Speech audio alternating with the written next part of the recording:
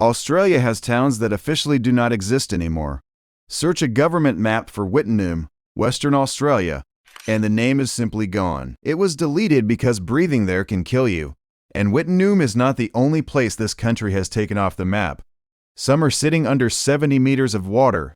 Some were burned to the ground so the people who live there can never come back.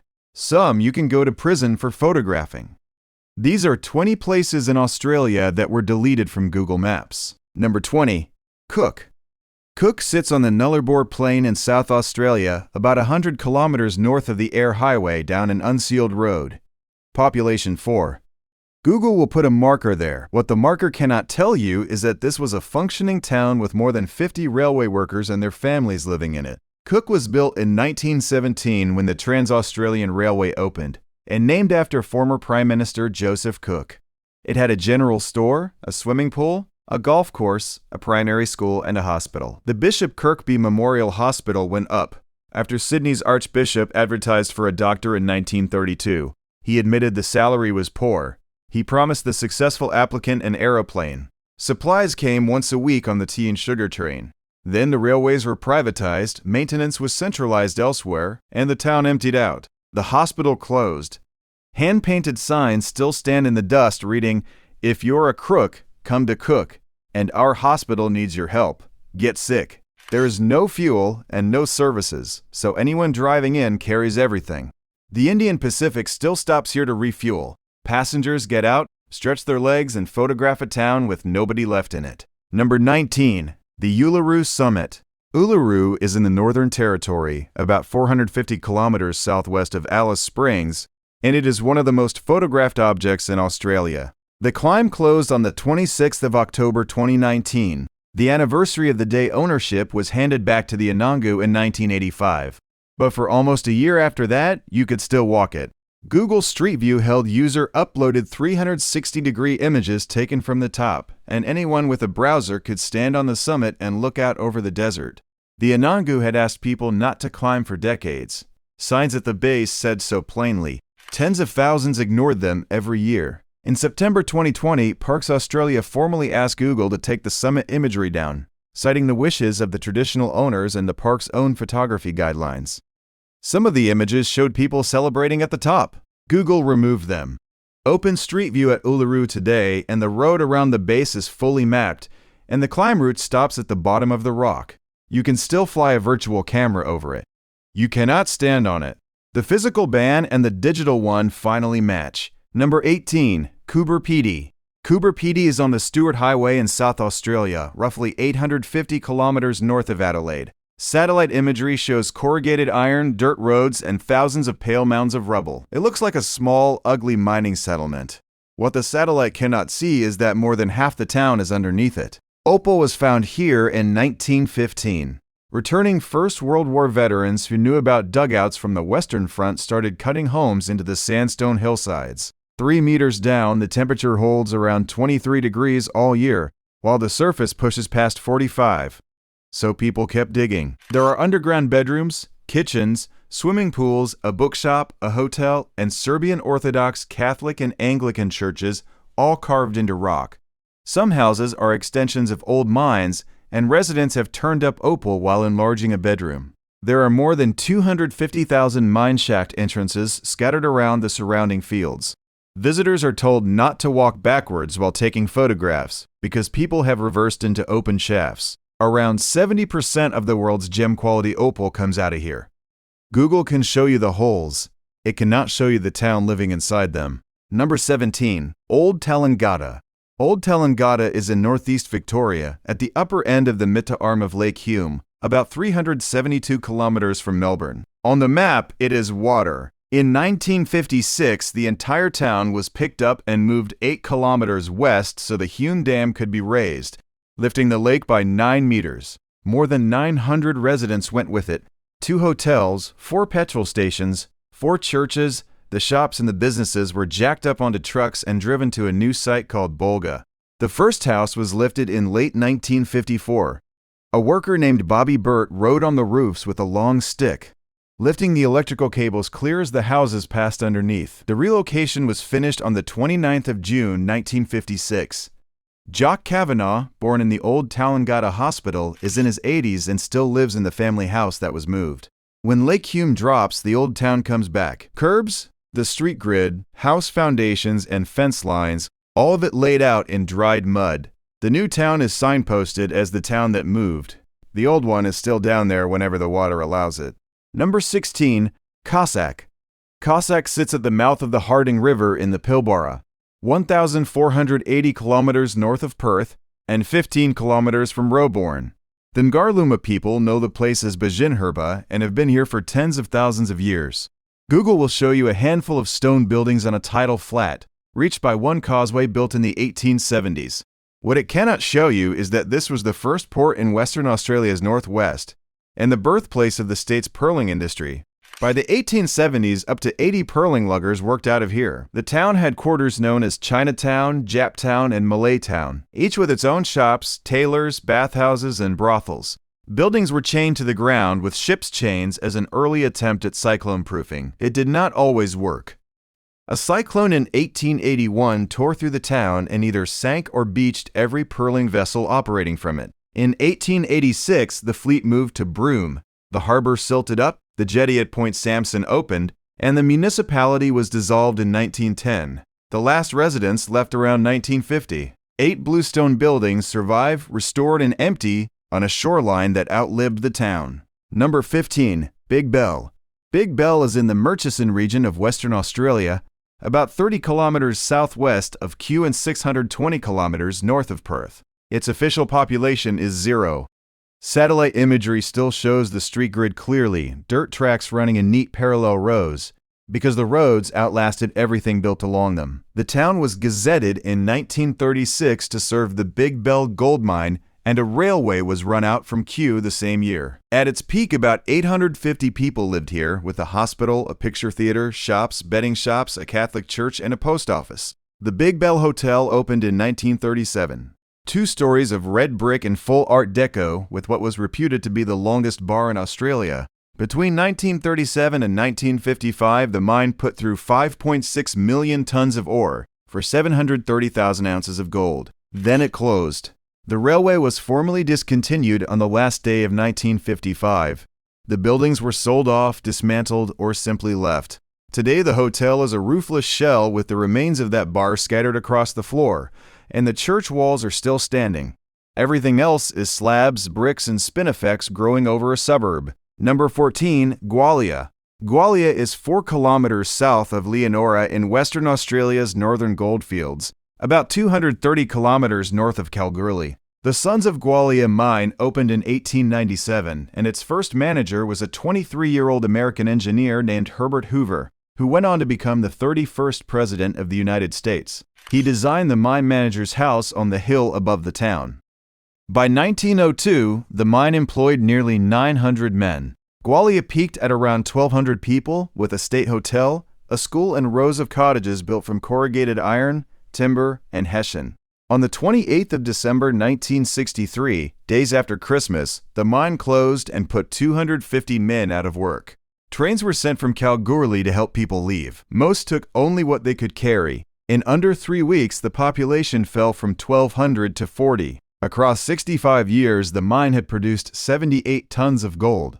Cottages were left with furniture, newspapers, and crockery still inside, and volunteers began restoring them in the 1990s. Mining restarted in 1983 and has not stopped since. So the cottages now sit on the rim of an enormous open pit, looking down into the hole that emptied them. Number 13, Farina. Farina is 600 kilometers north of Adelaide, at the junction of the Oodnadatta and Birdsville tracks. Nobody lives in the town site. It was settled in 1878 by farmers who expected to grow wheat and barley on the edge of the desert. And the name is Latin for flour. For a few unusually wet years, it worked. By the 1890s, about 600 people lived here, with 2 hotels, 2 breweries, 5 blacksmiths, a bank, a school, a post office, an Anglican church, a brothel, and a bakery built underground. Afghan cameleers ran the freight and lived on Afghan Hill, with a mosque made of tin. Then the rain stopped. Drought and dust storms killed the farms. The nearby mines closed in 1927, and when the Gone Railway was realigned in the 1980s, The last reason to be here went with it. The final residents left in 1967. Now, every winter, volunteers drive in from across the country for an 8-week working bee. They fire up the 130-year-old Scotch oven in an underground bunker originally built as a meat store, and sell bread to passing travelers.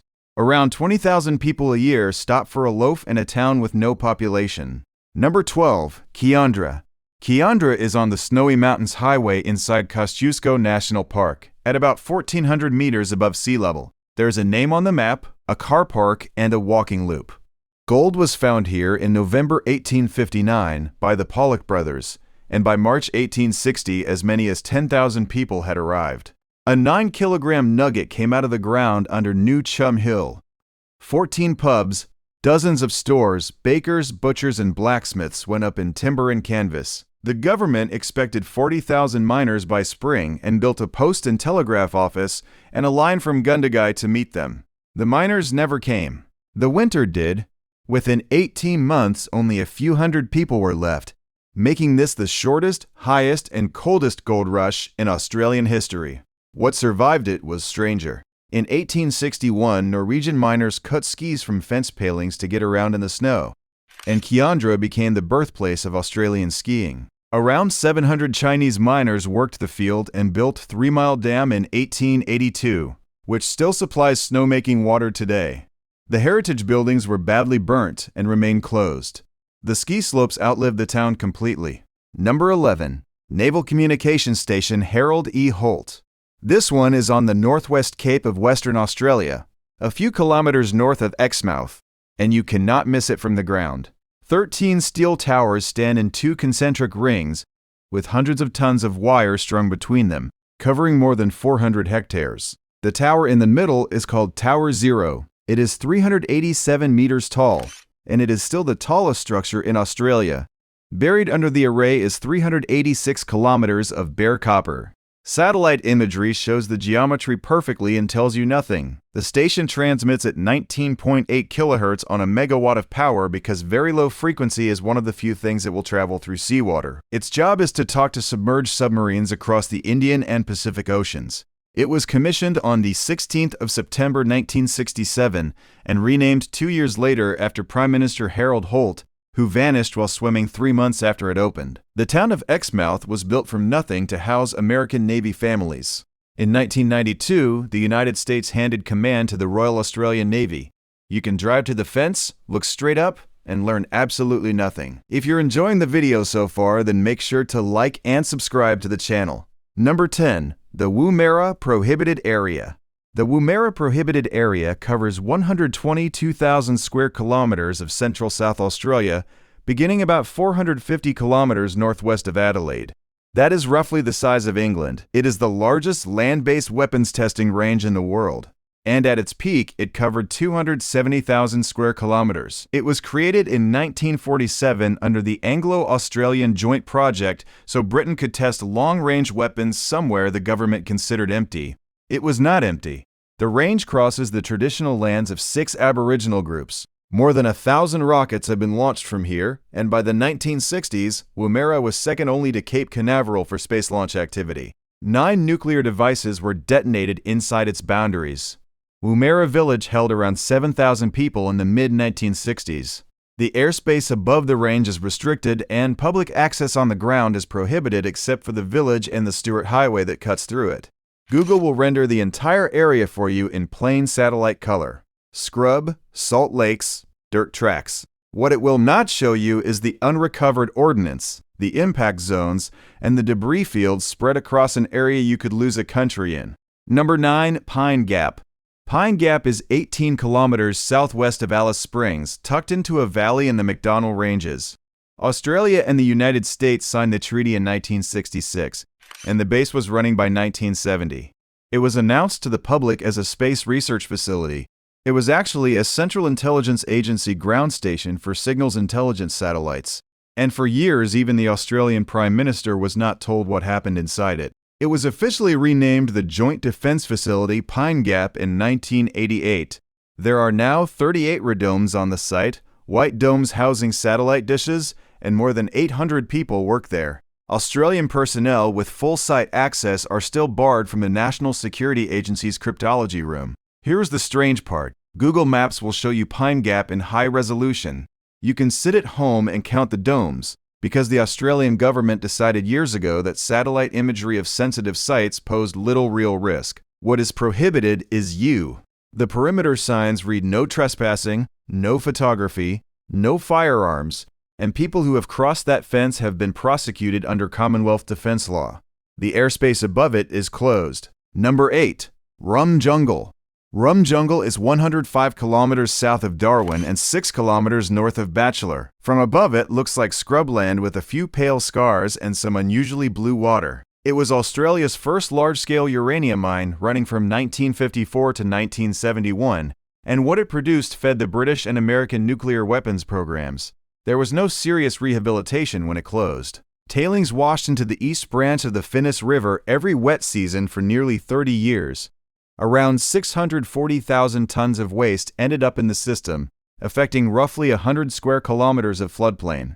A Senate committee reported in 1970 that the water was unfit for stock or for people for 20 river miles. The river was dead for 8.5 kilometers downstream and damaged for 15 more. For years, the flooded pits were used as a recreation lake, and families drove out from Darwin to swim there. The Kungarakan and Warai people won the Finniss River land claim in 1981, but Rum Jungle was cut out of the grant because of the contamination. It has been a restricted area closed to the public since 1989. An $18 million cleanup in the 1980s did not hold. Their country is still not theirs. Number 7. Mary Kathleen. Mary Kathleen was 50 kilometers east of Mount Isa, in northwest Queensland, halfway along the road to Cloncurry. Uranium was found here in 1954 by Clem Walton and Norm McConaughey, who named the deposit after McConaughey's wife. She had died 2 weeks earlier. The rights went to Rio Tinto, and an architect-designed town was built between 1956 and 1958 with water piped in from Lake Corella. It had a drive-in cinema, a 35-meter swimming pool, a golf course, and a lawn bowls club. About 1,200 people lived there at its peak. The mine ran from 1956 to 1963, sat idle for a decade with only 12 families left in town, reopened in 1974, and closed for good in 1982 when the ore ran out. Then the whole town was auctioned. In April 1983, buyers came for the machinery, the houses, the public buildings, and the streetlights. Structures were taken apart brick by brick and carted away in what was said to be the largest auction in Australian history. By the end of 1984, nothing was left standing. Google shows you suburban streets, a roundabout, the outline of the pool and the tennis courts, and hundreds of bare concrete slabs. Travelers camp on them. Number 6. Old Adaminaby. Old Adaminaby is under Lake Yucumbene in the New South Wales Snowy Mountains. The town was established in the 1830s and had about 700 residents. In 1956, the Snowy Mountains Hydroelectric Authority began filling the valley to create Lake Yucumbene, 9 times the capacity of Sydney Harbour, and the first and largest dam of the entire Snowy scheme. More than 100 buildings and 2 churches were jacked up and dragged 9 kilometers to a new site. The stone buildings, including the pubs, were bulldozed where they stood. Then the water came, and the town went down under more than 70 meters of it. Residents were told it would never be seen again. It has now been seen 3 times. Parts of it came back in the early 1980s, more during the Millennium Drought, and by August 2018, the lake had been drawn down so far for irrigation and power that the town sat fully exposed. Locals used the sloping main street as a boat ramp. Leigh Stewart, who grew up there and ran a shop in it, watched the streets he knew come back out of the mud. 60 years on, the people who were moved are still angry about how it was handled. Number 5. Yellern. Yellern was in the Latrobe Valley about 150 kilometers east of Melbourne. It was not a mining camp. It was a design town. The State Electricity Commission built it from 1921 to house power station workers, and its architect Alfred Laguerche modeled it on the English garden cities of Welwyn and Letchworth. A formal central square, a broad tree-lined avenue, parks, and a green belt around the edge. 5,000 people lived there. It had a theater, a technical school, sporting clubs, and a church with a mural painted by Arthur Boyd. In 1928, it was discovered that the town had been built directly on top of a brown coal seam. In October 1961, the commission announced that the coal beneath Yallern would be needed and that abandoning the town should be considered. Campaigns to save it, including a green ban, went nowhere. House removals began in 1975, and hundreds of homes were driven to Moe, Morwell, Newborough, and Trailgun, where you can still pick them out by their distinctive tiled roofs. In 1984, the last resident moved out. The site is now inside Australia's largest open-cut brown coal mine. A town built as a model of civic life was dug up for what was under the lawns. Number 4. The Montebello Islands. The Montebello Islands sit about 130 kilometers off the Pilbara coast of Western Australia. On the map, they are a marine park and a very good fishing destination. On the 3rd of October 1952, Britain detonated its first atomic bomb here. Operation Hurricane was a 25-kiloton plutonium device set off inside the hull of the frigate HMS Plym, anchored in shallow water off Trimui Island, to test what a bomb smuggled into a harbor aboard a ship would do. It left a crater on the seabed you can still find on a boat's echo sounder. Britain came back in 1956 for Operation Mosaic.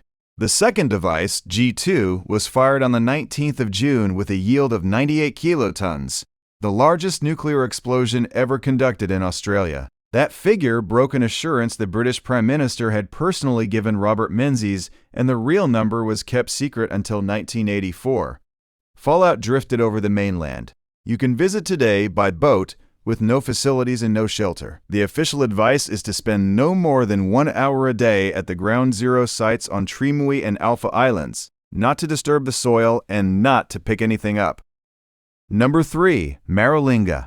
Maralinga is in the western desert of South Australia, about 800 kilometers northwest of Adelaide, inside the Woomera prohibited area. Between 1956 and 1963, Britain detonated 7 nuclear devices here across 2 test series, Buffalo and Antler, the largest at around 15 kilotons. But the bombs were not the worst of it. Roughly 550 so-called minor trials were run at the site, with names like Kittens, Rats, Tims, and Vixens. The Vixen B trials at Taranaki used conventional explosives to blow 22.2 kilograms of plutonium and more than 40 kilograms of uranium across the desert. The bomb dropped on Nagasaki contained 6.4 kilograms of plutonium. Aboriginal families were living on this country. Some watched the explosions from a few miles away. Britain's cleanup in 1967 buried debris in trenches under concrete and plowed contaminated soil into the ground, and Australia accepted a British report saying the work was finished. In May 1984, scientists surveying the land for Handback found widespread plutonium still there. A royal commission followed. The Maralinga Tjarutja were paid $13.5 million in 1994. A second remediation ran until 2000 and cost $106 million. The land went back in 2009. Around 120 square kilometers of it is accessible and still not fit to live on. Number 2. Mapoon. Mapoon is on the western side of Cape York Peninsula in far north Queensland. The mission was founded in 1891, and by the early 1960s it was a settled community of a few hundred people with a church, a school, a store, and gardens. Underneath it was bauxite, and mining companies wanted the reserve. From 1961, the services were wound down. The church withdrew its staff, the school closed, the community went 7 months without a flying doctor, and the supply plane started flying over Mapoon to land somewhere else. The residents refused to leave anyway. On the 14th of November 1963, the Director of Native Affairs, Patrick Killoran, ordered Thursday Island police to remove 23 people to Bamaga and to begin demolishing the houses. Police arrived that night on the government boat Gaylam. Jean Jimmy remembered it being around midnight, and remembered hearing the children crying for their grandparents. The next day, families were told to roll up their swags and wait on the beach. Then their houses, the church, the school, the store, and the workshop were burnt to the ground, so nobody could come back. One house survived. Families returned anyway, one titled to their land, and received an apology from the state in 2000. Every 15th of November, they marked the burning. Number 1. Wittenoom. Wittenoom was in the Hamersley Range in the Pilbara 1,420 kilometers north-northeast of Perth, right on the edge of what is now Carrigini National Park. Search an official map for it, and it is not there. Blue asbestos was mined here from 1943 to 1966, more than 165,000 tons of it. And for most of the 1950s, this was Australia's only source. Around 20,000 people lived or worked in the town. Nobody understood what the tailings were, so they were used everywhere. Spread across the roads, laid in gardens, poured over the school playground and the racetrack, and used to build the airport. The mine closed in December 1966 because it was unprofitable, not because it was dangerous. The state began phasing the town down in 1978. Buildings came down through the late 80s, the power was cut in 2006, and in June 2007, Wittenoom was degazetted and its name stripped from every official map and road sign. The contaminated area covers 46,840 hectares, the largest in the Southern Hemisphere. At least 1,200 former residents and workers have died of mesothelioma and lung cancer. Brian Kember spent a few months there as a boy and was diagnosed 45 years later. He died at 54. His father, who worked the mine, died of the same disease. His mother died of lung cancer. A bushfire took the last standing structures in 2022, and the rubble was buried in 2023. Entry is illegal and you can be prosecuted for it. The cemetery was left untouched, and the families of the people buried in it still have not been told how they are supposed to visit. If you liked this video, make sure to comment which of these places you think should have stayed on the map, and watch this next video.